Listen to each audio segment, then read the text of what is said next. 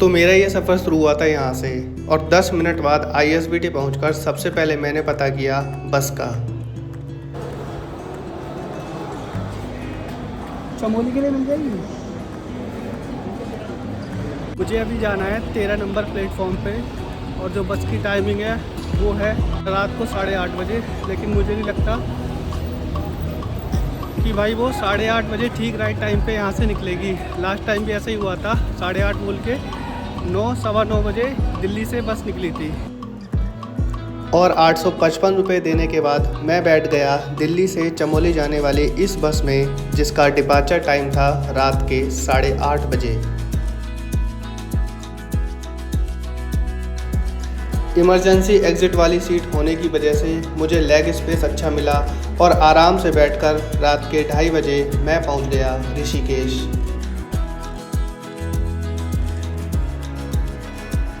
वहां पहुंचकर सबसे पहले कुछ खाया और फिर से बैठ गया उसी बस में जिसको चमोली जाना था। ऋषिकेश से आधा घंटे की जर्नी के बाद रास्ते के व्यूज़ कुछ इस तरह के थे। मैं आप लोगों को बता दूं, अगर आप ट्रैवल कर रहे हो रुद्रनाथ या तुंगनाथ के लिए तो आप इस बस से डायरेक्ट चमोली तक जा सकते हो, जहां से रुद्रनाथ और तुंगनाथ बहुत आसानी से पहुंचा जा सकता है। ऋषिकेश बद्रीनाथ रूट की सबसे अच्छी बात यह है कि आपको उत्तराखंड के 5 प्रयाग इसी रास्ते में देखने को मिल जाते हैं। पहला आता है देवप्रयाग, फिर रुद्रप्रयाग, कर्णप्रयाग, नंदप्रयाग और आखिर में आता है विष्णुप्रयाग।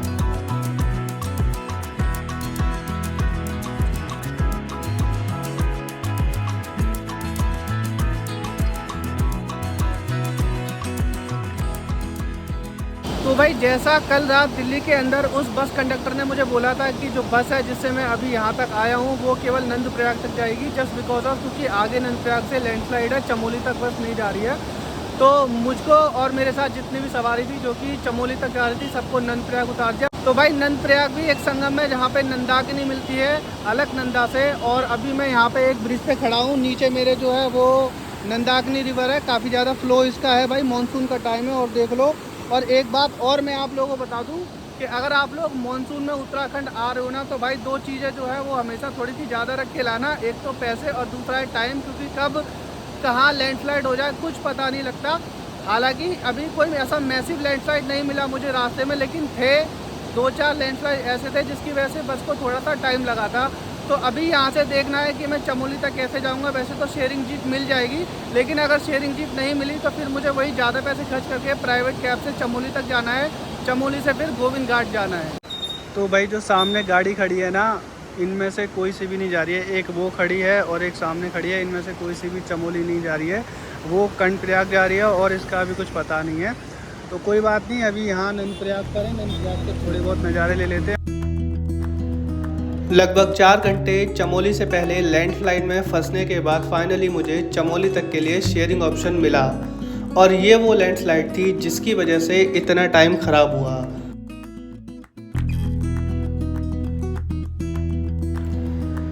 चमोली पहुंचते ही मुझे बद्रीनाथ जाने वाली यह बस मिल गई, जिसने जोशीमठ होते हुए मुझे पहुंचा दिया गोविंद घाट।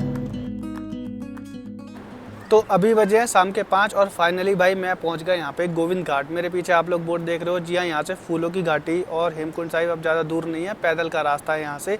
तो कल रात 9 बजे मैंने अपनी जर्नी शुरू की थी और सुबह ऋषिकेश पहुंचा, ऋषिकेश से फिर मैं चमोली पहुंचा, जहाँ पे 4 घंटे मेरे 4 या 4.5 घंटे मेरे बेकार हो गए, क्योंकि चमोली में काफ़ी ज़्यादा लैंडस्लाइड हो रखा है, रास्ता बंद है। वो तो लकीली रास्ता खुल गया, वरना किसी दूसरे रूट से आना पड़ता और उसमें भी ज़्यादा टाइम लगता। तो चमोली पहुँचा, चमोली से फिर मुझे बद्रीनाथ की बस मिल गई, जिसने भी कम से कम 3 से 4 घंटे ले लिए यहाँ तक। तो अभी बजे हैं शाम के 5, मैं पहुँच गया यहाँ गोविंद घाट। बॉडी मेरी इतनी ज़्यादा थक चुकी है कि अब मेरा आगे का ट्रैक करने का बिल्कुल भी मन नहीं है। तो ये ट्रैक जो है हम कल शुरू करेंगे। तो अभी यहाँ पे थोड़ा रेस्ट करते हैं और स्टे के ऑप्शन में आप लोगों को दिखा दूंगा। वैसे गोविंद घाट में बहुत सारी जगह हैं रुकने की, और अगर आप लोग गुरुद्वारे में रुकना चाहते हो तो गुरुद्वारा भी यहाँ पे। भाई साहब पहाड़ों पे आ जाओ और भूख लगे और खाने में अगर ये ना हो ना तो फिर पहाड़ों पे आने का ना कोई फ़ायदा नहीं है। मैं जब भी यहाँ आता हूँ ना मैगी और चाय ज़रूर खाता हूँ।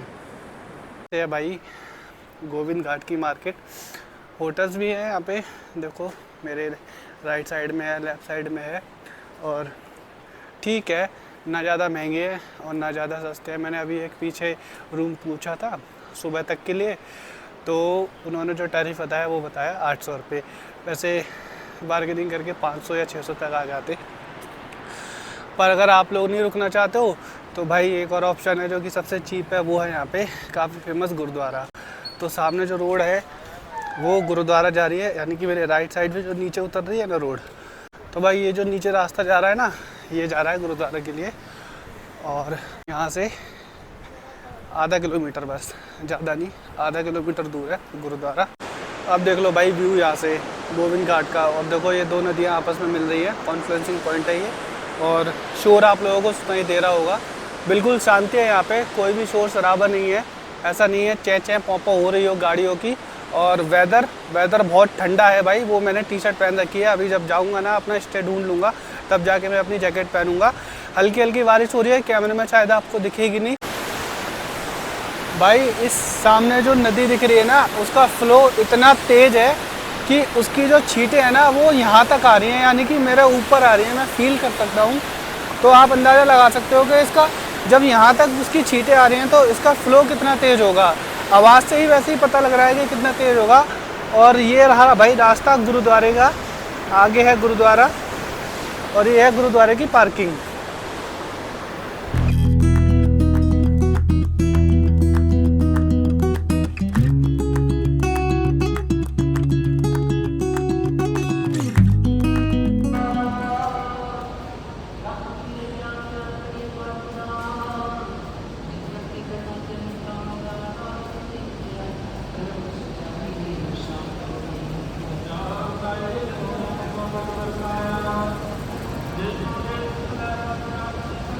गुड मॉर्निंग दोस्तों, कैसे हो आप लोग। भाई स्वागत है आप लोगों का एक और दिन में। तो अभी बजे हैं सुबह के 6 और मेरे पीछे है गोविंद घाट का गुरुद्वारा। तो सुबह के 6 बज गए और मैंने अपना जो है वैली ऑफ फ्लावर का ट्रैक जो है वो शुरू कर दिया है। तो अभी गोविंद घाट से मुझे जाना है, यहाँ से 4 किलोमीटर दूर है पुलना। अगर मुझे गाड़ी मिल जाती है, शेयरिंग में जीप वगैरह मिल जाती है तो मैं उससे चला जाऊँगा, वरना तो फिर यहाँ से पैदल ही निकलेंगे। और ये सुबह के 6 बजे का नज़ारा है भाई गोविंद घाट गुरुद्वारे के पास में। और सामने आप जो ब्रिज देख रहे हो ना, ये रिवर क्रॉस करते हुए फिर हमें उस साइड में जाना है। सामने जो गाड़ियाँ खड़ी हैं, जो जीप खड़ी है, मुझे लगता है इन्हीं में से कोई ना कोई जाएगी। चलिए आगे चल के पता लगाते हैं। और भाई देखो ऊपर बादल, अभी तो काफ़ी ज़्यादा बादल है और हल्की हल्की ना बारिश भी हो रही है। तो भाई ये वाली तो हो गई फुल, क्योंकि ये जितने भी लोग हैं ना ये सारे इसी गाड़ी में जा रहे हैं। अब मुझे इस वाली का वेट करना है। अब जब तक पूरे पैसेंजर नहीं हो जाएंगे ना, तब तक ये वाली गाड़ी जो है वो जाएगी नहीं यहाँ।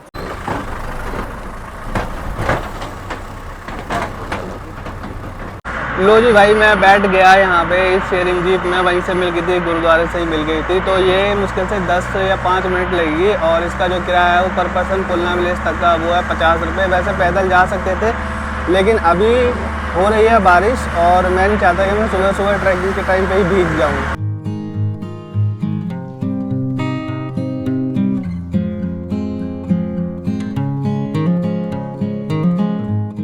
भाई मैं पहुंच गया यहाँ पे पुलना, और मेरे सामने है पुलना गांव। ये देखो बोर्ड भी लगा हुआ है सामने पुलना। और इसी गांव से भाई अपना पैदल का ट्रैक जो है वो शुरू होता है। और सामने जो आप काउंटर देख रहे हो ना, ये है रजिस्ट्रेशन काउंटर हेमकुंड साहिब के लिए। और वैली ऑफ फ्लावर के लिए जो है वो आगे ऊपर घगरिया के ऊपर मिलेगा। और मैं आप लोगों को बता दूँ, अगर आप लोग अपने 2 व्हीलर से आ रहे हो ना तो पुलना तक आ सकते हो। ये देखो सामने ये है 2 व्हीलर की पार्किंग। लेकिन अगर आपके पास में 4 व्हीलर है तो वो आपको गोविंद घाट पर ही पार्क करनी पड़ेगी।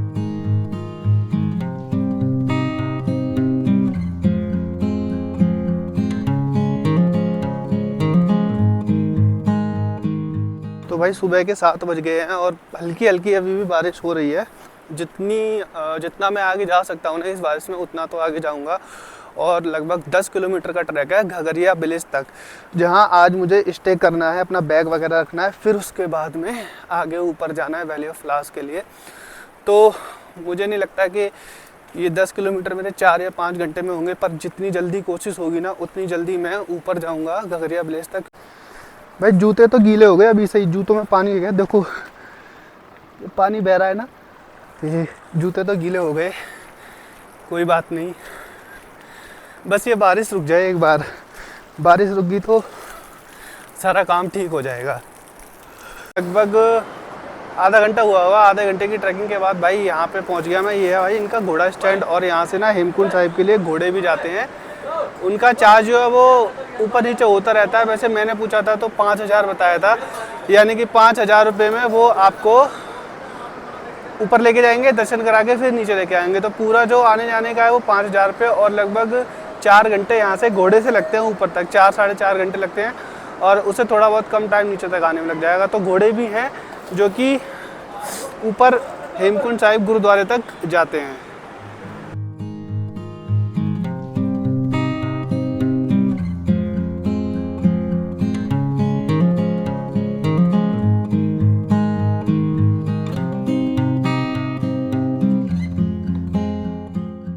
आया था नीचे और मुझे अब ऐसे जाना है। तो लगभग 1 किलोमीटर का मेरा ट्रैक हो गया है, और अभी भी ट्रैक जो पूरा बचा है वो है 9 किलोमीटर का। तो अगले 4 या 5 किलोमीटर तक तो ऐसा ही ट्रैक चलने वाला है। उसके बाद में नीचे रिवर जा रही है, शायद आप लोगों को आवाज़ आ रही होगी उसकी। नीचे जो रिवर जा रही है यानी कि नदी है, उसका नाम है लक्ष्मण गंगा। उस लक्ष्मण गंगा को क्रॉस करने के बाद में जो अपना ट्रैक होगा ना, वो थोड़ा सा टफ हो जाएगा, क्योंकि फिर उसके बाद में बिल्कुल खड़ी चढ़ाई है।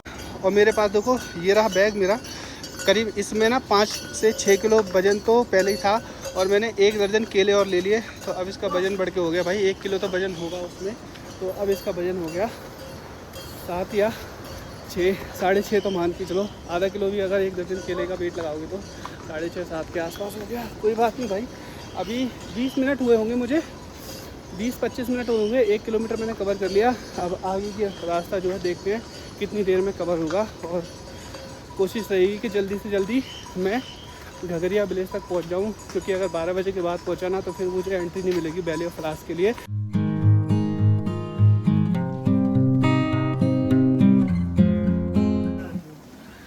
थोड़ा सा आगे आने के बाद भाई मार्केट मिल गई। तो ये दुकान मिल गई, और जब दुकान मिल गई ना तो पानी मिल गया। कुछ चीज़ हो ना हो खाने पीने की, भाई ट्रैक पे पानी बहुत ज़रूरी है। और अच्छी बात बताऊं, देखो ओरिजिनल है, वरना तो बिल्सरी, ब्रिसलरी ये सब मिलता रहता है। यहाँ ओरिजिनल मिलेगी। प्राइस जस्ट डबल है, 20 रुपये की बोतल होती है लेकिन 40 रुपये है। तो यहाँ से भूंडार गांव 3 किलोमीटर, घाघरिया जहाँ मुझे जाना है अभी 7 किलोमीटर, और हेमकुंड साहिब गुरुद्वारा वो है 13 किलोमीटर।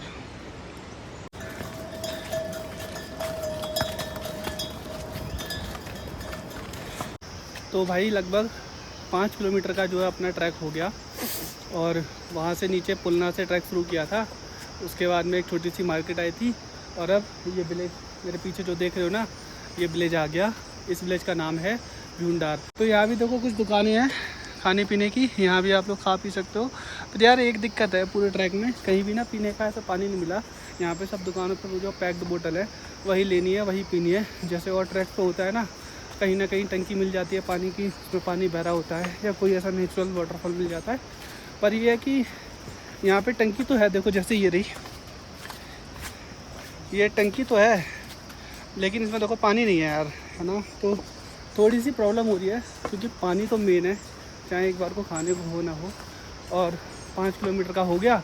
अब आगे जाके जो है वो आएगा एक पुल, उसको क्रॉस करना है। ये नीचे जो रिवर बह रही है लक्ष्मण गंगा, इसको क्रॉस करना है। फिर जो ट्रैक रहेगा ना वो थोड़ा सा स्टीप रहेगा, वो थोड़ी खड़ी चढ़ाई रहेगी, और वो चलेगी घाघरिया तक। और भाई मैं अकेला था, मेरे साथ मिल गए ये भाई, इनका नाम है शैलेश, फरीदाबाद से आए हैं, स्टूडेंट हैं। तो अब हम दोनों साथ इस ट्रैक को जो है पूरा करेंगे ऊपर तक। तो ये भूंडार विलेज का लक्ष्मी मंदिर है, पर अभी बंद है दर्शन के लिए। और नीचे देखो वो है भाई लक्ष्मण गंगा, देख रहे हो। अभी हम उसी के पास जाएंगे, उसको क्रॉस करेंगे, पास में जाएंगे, उसको क्रॉस करेंगे। यही सब देखने के लिए तो मैं इतनी दूर से यहाँ पे आया हूँ। मैं अभी हूँ वैली ऑफ फ्लावर के ट्रैक पे, जिसको वैली ऑफ फ्लावर और हेमकुंड साहिब दोनों का ट्रैक सेम है, कॉमन है, घगरिया विलेज तक। घगरिया के बाद में 2 रास्ते जाते हैं अलग अलग। तो अभी जस्ट भूंडार विलेज मैंने क्रॉस किया है, और मेरे सामने है लक्ष्मण गंगा रिवर, जिसका फ्लो इतना तेज है आप लोग शोर से ही सुन पा रहे होंगे। ये देखो नीचे है भाई लक्ष्मण गंगा,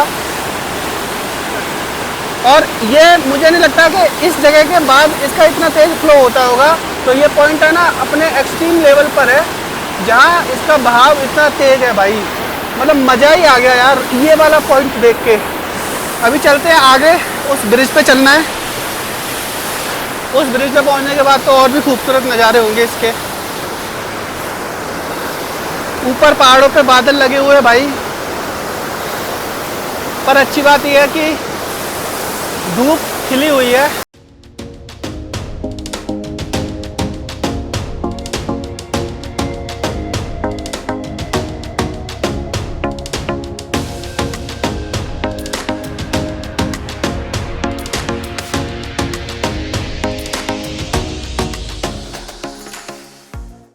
तो भाई आंटी जी बना रही हैं अपने लिए चाय, और ये देखो मैगी।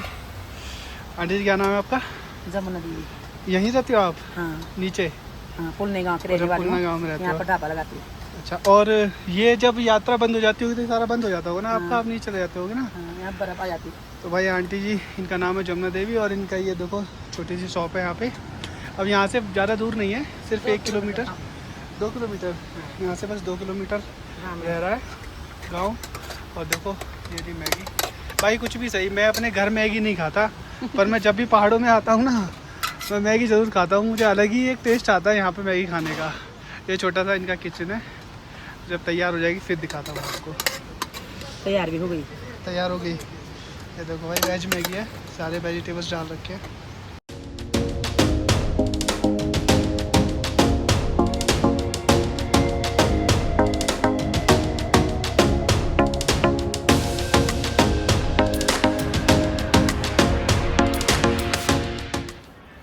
तो भाई निकल पड़ा मैं वैली ऑफ फ्लावर ट्रैक के लिए। यहाँ से सिर्फ और सिर्फ 4 किलोमीटर दूर है, और सामने देखो बोर्ड भी लगा हुआ है, वैली ऑफ फ्लावर 4 किलोमीटर।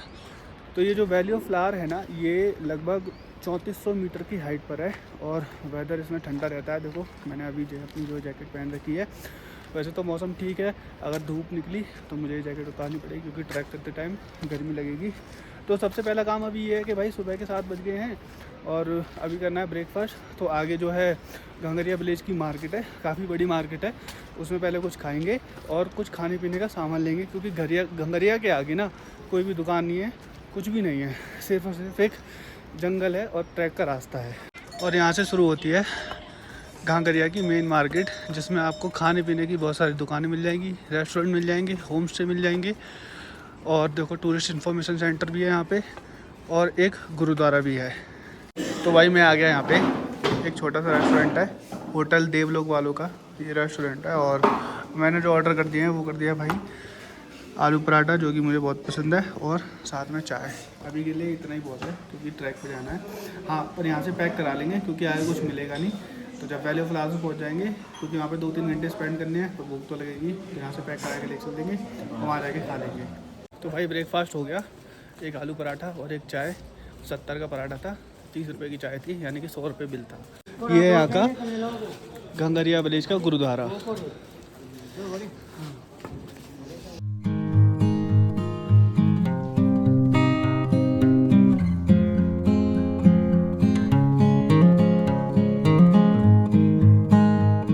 जो घांगरिया विलेज है ना, उसे गोविंद धाम भी कहते हैं, जो कि पीछे रह गया। वो देखो सामने, वो रहा नीचे घांगरिया विलेज, और ये देखो यहाँ से व्यूज़ कितना प्यारा है। ऊपर से देखो वाटरफॉल, वो वहाँ से ऊपर से कहीं से आ रहा है, फिर वो नीचे आ रहा है, फिर इधर, और फिर नीचे होते हुए आ रहा है। ये पुल है जिसको क्रॉस करते हुए हमें उधर जाना है। एक पुराना पुल वो था जो कि टूट गया, और देखो अब यहाँ पहाड़ों पे बर्फ़ दिखना शुरू हो गई यहाँ से, वो देख रहे हो आप। तो भाई एक छोटा सा चेक पॉइंट है, ये चेक पॉइंट यहाँ क्यों है अभी बता दूंगा। और सामने देखो वो रहा गोविंद धाम या फिर घांगरिया विलेज, वहाँ से हम ऐसे होते हुए आए थे। ये रास्ते में ये एक पुल था छोटा सा, उसे क्रॉस किया और अब यहाँ आ गए हम। ये है भाई वो पॉइंट, चेक पॉइंट इसलिए यहाँ पे है क्योंकि यहाँ से आगे जितने भी घोड़ा खच्चर जाएंगे उनको टोकन चेक कराना होता है। ये रास्ता आप देख रहे हो सामने, ये जाएगा हेमकुंड साहिब के लिए ऊपर, और मेरे जो लेफ़्ट साइड में है ये जा रहा है वैली ऑफ फ्लावर के लिए। तो फूलों की घाटी यानी कि वैली ऑफ फ्लावर यहाँ से 4 किलोमीटर दूर है, और ये एक वर्ल्ड हेरिटेज साइट है। इस बोर्ड पे ऐसा कुछ लिखा हुआ है। अब जिस रास्ते पे मैं हूँ ना, वो सिर्फ और सिर्फ वैली ऑफ फ्लावर के लिए जाता है, क्योंकि हेमकुंड साहिब जाने वाला रास्ता जो था वो पीछे छूट गया। तो भाई घांगरिया विलेज जो है वही एक बेस पॉइंट है। अगर आप लोग हेमकुंड साहिब आ रहे हो या फिर आ रहे हो वैली ऑफ फ्लावर, आपको घंगरिया विलेज तक तो आना ही है। तो भाई ये है main entry valley of flowers national park की, लेकिन अभी सुबह के बज गए 7:40 और इसकी जो एंट्री है ना वो होती है सुबह 7 बजे। कल रात बारिश हुई थी ना, तो जिसकी वजह से अभी रास्ता जो है आगे का बंद कर रखा है। तो यहाँ का कोई स्टाफ गया है चेक करने, क्योंकि आगे रास्ते में ना एक पुल है, उस पुल को क्रॉस करना है, तो वो पुल को ही चेक करने है कहीं वो टूटा तो नहीं है, जिसकी वजह से ना अभी देखो एंट्री थोड़ी लेट हो रही है ना। तो जो आने वाले टूरिस्ट है ना वो सब यहाँ पे वेट कर रहे हैं। टिकट वगैरह हम तभी ले लेंगे, और टिकट का प्राइस जो है कितना है वो सब मैं आप लोगों को बता दूंगा। फ़िलहाल एक बार एंट्री शुरू हो जाए यहाँ की। तो भाई ऊपर से ना क्लियरेंस मिल गई है कि रास्ता जो है वो साफ़ है, और अब देखो टिकट की लाइन लग गई है, मतलब टिकट काउंटर खुल गया है, टिकट मिलने लग गई है। एंट्रेंस टाइम सुबह के 7 बजे और क्लोजिंग टाइम यहाँ का टिकट काउंटर का वो है दोपहर के 12 बजे, यानी कि 12 बजे के बाद एंट्री नहीं है। और जो वापसी टाइम है ना वो है भाई शाम के 5 बजे, यानी कि शाम के 5 बजे से पहले या 5 बजे तक वापस आ जाना है। उसके बाद में ये जो वैली ऑफ फ्लावर है वो बंद हो जाती है। तो ये है यहाँ का टिकट काउंटर, जो थोड़ा सा अंदर आके ही था। और टिकट का प्राइस मैं भी आप लोगों को बता दूंगा। वैसे तो हर साल इसका बढ़ता रहता है, लास्ट साल मैंने देखा तो 100 था, फिर 150 हो गया, अब शायद इसका 200 होगा। शाम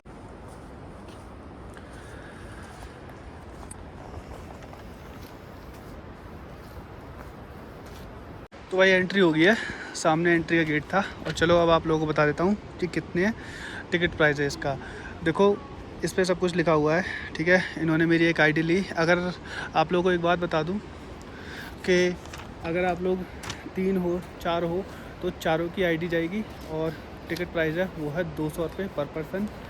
मोबाइल, छोटे मोटे कैमरा ये सब अलाउ है, लेकिन अगर आप प्रोफेशनल कैमरा लेकर आते हो, जो प्रोफेशनल होता है वीडियोग्राफी के लिए, उसका अलग चार्ज है, शायद 750 रुपये इंडियंस के लिए और फॉरेनर्स का अलग। तो भाई अब तक था हरा भरा जंगल, और अब शुरू हो गया खुला मैदान। सामने 3 बड़े बड़े पहाड़ हैं, जिनमें से जो बीच वाला है ना उस पर बर्फ़ जमी हुई है।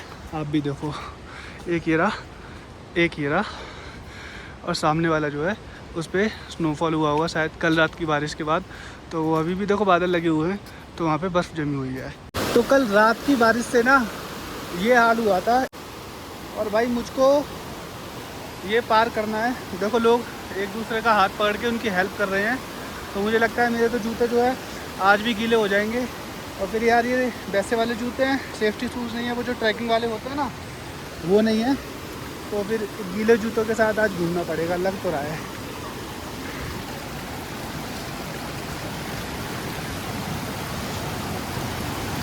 एक रास्ता ये है, इसे पार कर लो या नीचे से चले जाओ।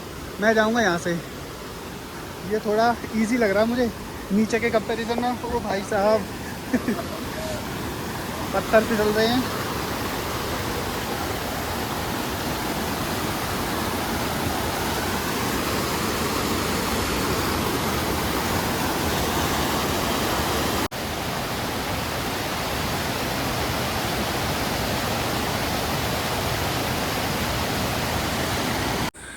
तो भाई जिस मकसद के लिए मैं आया था ना वो मेरा मकसद पूरा होने वाला है। भालू प्रभावित क्षेत्र, दरअसल वैली ऑफ फ्लावर तो बहाना है भाई, मैं तो भालू देखने आया था, असली तो मुझे दिखानी। ये देखो ये पेड़ है ना, देखो ये किसी जानवर की शेप में है, ये उसका सींग, ये इसका मुंह, ये इसके पैर, तो लग रहा है ना बिल्कुल भालू सा कह लो, कुछ भी कह लो जैसा तुम्हें लगे, पर मुझे भी ऐसी कुछ ऐसा ही लग रहा है जैसे ये कोई एनिमल हो बड़ा सा। और थोड़ा दूर से दिखाता हूँ, ये देखो। तो मजाक से हट के भाई भालू प्रभावित क्षेत्र है, यहाँ पे भालू होते हैं। तो जो टिकट काउंटर पे जो टिकट दे रहे थे ना, उन भाई ने जो है वो लेट एंट्री की थी। लेट एंट्री करने का रीज़न बस यही था कि अभी मेरे सामने जो है वो रिवर, उसका फ्लो बहुत ज़्यादा है, और उस रिवर पर बना हुआ है एक पुल। तो वहाँ का कोई स्टाफ है ना, वो पुल चेक करने आया था, क्योंकि कल रात बहुत ज़्यादा बारिश हुई थी कि कहीं वो पुल डैमेज तो नहीं हो गया।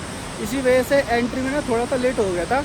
अब चलो आपको वो पुल ना बहुत पास से दिखाता हूँ, क्योंकि अगर मैं पास में जाके बोलूँगा ना तो मुझे नहीं लगता कि मेरी आवाज़ आप तक आएगी, क्योंकि वहाँ पे जो रिवर है उस रिवर का फ्लो इतना तेज़ है और इतना बहाव का जो शोर है ना वो इतना ज़्यादा है कि शायद मैं कुछ बोलूँगा ना तो आपको सुनाई नहीं देगा। पर मैं आप लोगों को दिखा दूँगा कि ये वो रिवर है। इस रिवर का नाम है पुष्पावती। ये जब घंगरिया विलेज क्रॉस करती है तो इसका नाम हो जाता है लक्ष्मण गंगा, और नीचे गोविंद घाट पे जाके ये अलकनंदा में मिल जाती है।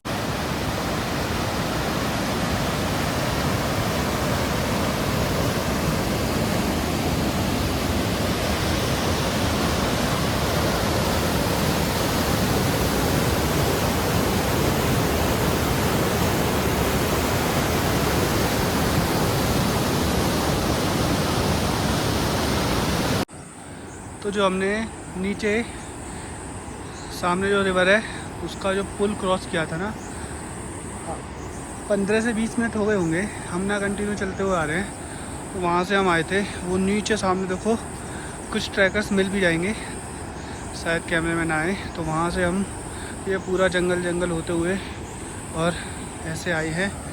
और भाई अभी हमें ऊपर जाना है, वो सामने आप रास्ता देख रहे हो ना, वहाँ जाना है।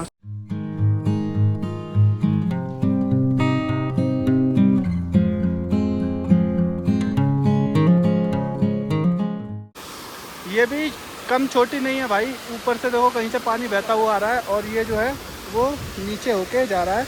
और सामने का व्यूज़ देखो भाई, अभी तक तो हम चढ़ाई करते हुए आ रहे थे, सामने ये पूरा खुला मैदान है, वैली है या फिर कहे पूरा एक बुग्याल है, काफ़ी हरा भरा और बड़ा।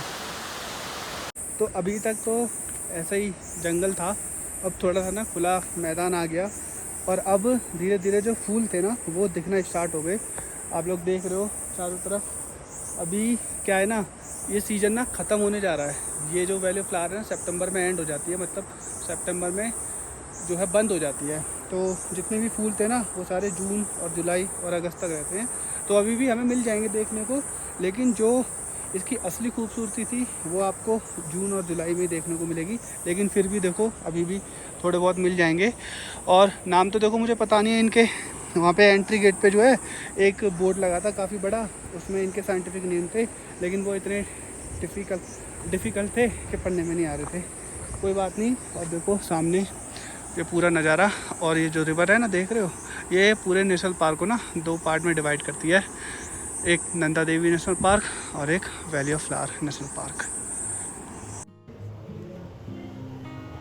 8 किलोमीटर लंबा और 2 किलोमीटर चौड़ा यह नेशनल पार्क लगभग 87.5 स्क्वायर किलोमीटर एरिया में फैला हुआ एक बड़ा बुग्याल है, जो कि अपने अल्पाइन फ्लावर्स और फ्लोरा के लिए जाना जाता है।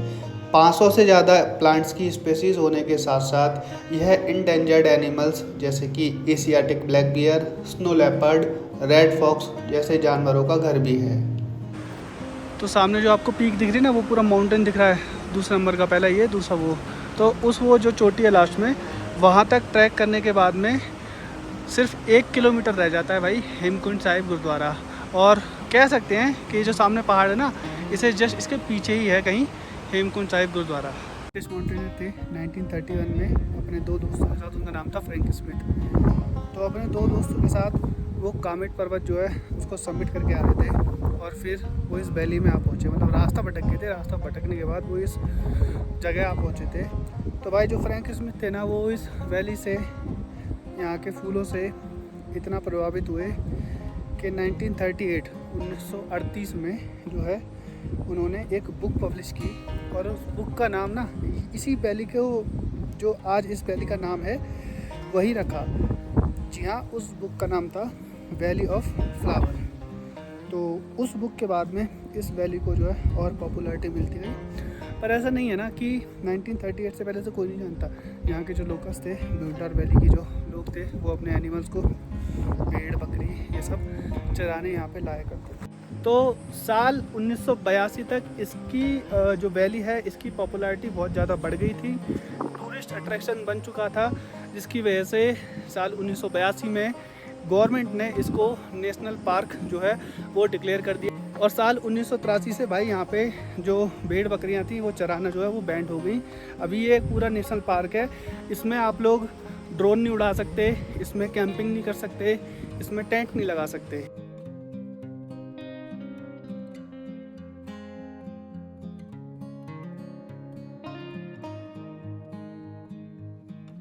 यहाँ एक साइन बोर्ड लगा हुआ है, प्रारंभ फूलों की घाटी, यानी कि अब यहाँ से ऑफिशियल तौर पे फूलों की घाटी शुरू हो जाती है। अभी तक तो ट्रैक था, और अब देखो भाई साहब, ये ऐसा ट्रेल, और ट्रेल के दोनों तरफ अलग अलग किस्म के फूल। और सच बताऊँ ना, इनकी ना खुशबू भी आ रही है। अभी ऐसा नहीं है कि पूरे ही ख़त्म हो गए, सीज़न ख़त्म हो गया, अभी भी यहाँ पे बहुत सारे फूल हैं और इनकी ना अलग अलग स्मेल आ रही है। तो ये जो पूरा एरिया है ना भाई, ये पूरा सुगंधित हो रखा है, पूरा की पूरा जो है खुशबू से भरा हुआ है। तो भाई आगे एक साइन बोर्ड था, एक रास्ता आगे चला गया था टिपरा घर के लिए और एक रास्ता नीचे आ गया था एक ग्रेप के लिए।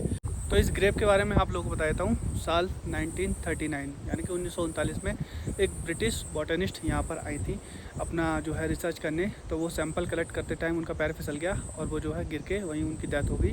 फिर कुछ सालों बाद उनकी छोटी बहन आई और उन्होंने इन की याद में एक मेमोरियल बनवाया। जो बॉटनिस्ट थी, ब्रिटिश बॉटनिस्ट, उनका नाम है जॉन मार्गरेट लेगी। तो तब से यहाँ पे ये एक ग्रेव है। लोग जब घूमने आते हैं तो इस ग्रेव को भी देखते हैं। और इस ग्रेव को तक आने के लिए ना आपको पूरी जो वैली है ना, पूरी जो घाटी है सामने से, वो सारा कुछ जो है आपको क्रॉस करके आना पड़ेगा।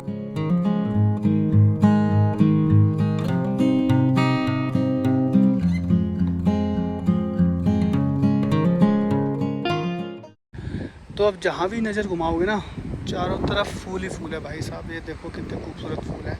इधर भी फूल, ये देखो पर्पल कलर और ये पिंक कलर। उधर भी देखो फूल है और ऊपर भी है। अब समझ में आ गया कि इसको वैली ऑफ फ्लावर क्यों कहते हैं। इसी वजह से कहते हैं कि चारों तरफ भाई यहाँ पे फूल ही फूल है। और हर हफ्ते ना यहाँ पे एक नया फूल मुरझाता है और एक नई स्पेसीज़ का फूल जो है वो उग आता है। लगभग 500 या उससे भी ज़्यादा यहाँ पे प्रजातियाँ फूलों की हैं।